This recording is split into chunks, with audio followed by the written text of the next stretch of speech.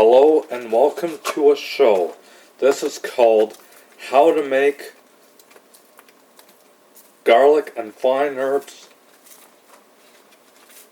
with Fresh Herbs Boursin Sandwich. First thing you gotta do is you cut this cheese and you spread it onto the sandwich.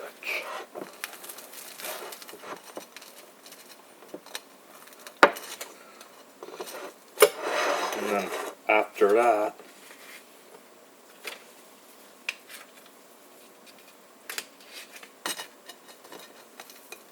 you go put it on and you spread it on.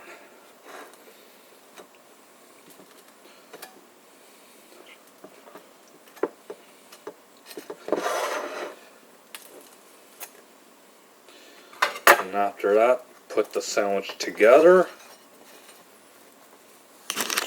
And here is your Boursin Garlic and Fine Herbs with Fresh Herbs sandwich. It's served and ready to eat. Thank you.